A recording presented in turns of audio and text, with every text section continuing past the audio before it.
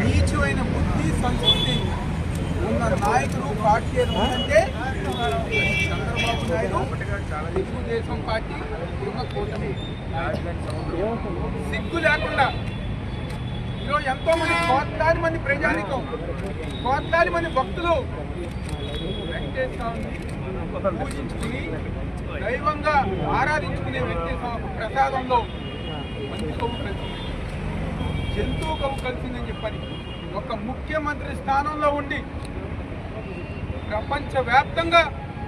వెంకటేశ్వర భక్తుల మనోభావాలు దెబ్బతీసే విధంగా మాట్లాడిన చంద్రబాబు నాయుడు వెంటనే క్షమాపణ చెప్పాలని చెప్పి ఈరోజు వైఎస్ఆర్ కాంగ్రెస్ పార్టీ.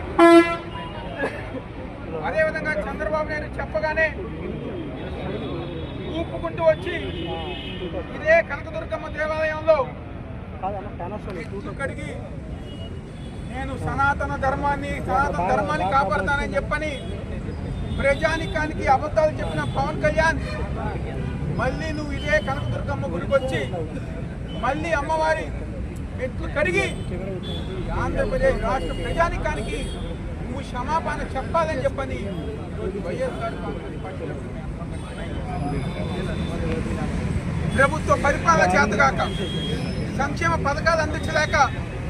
ఈరోజు దేవుళ్ళు కూడా రాజకీయాల కోసం వాడుకుని ప్రసాదం ఒక నాణ్యత, ప్రసాదం ఒక ప్రతిష్ట దెబ్బతినే విధంగా దిగజార్చే విధంగా చంద్రబాబు నాయుడు, పవన్ కళ్యాణ్, ఆ కూటమిలో ఉన్న మంత్రులు, ఎమ్మెల్యేలు సిగ్గు లేకుండా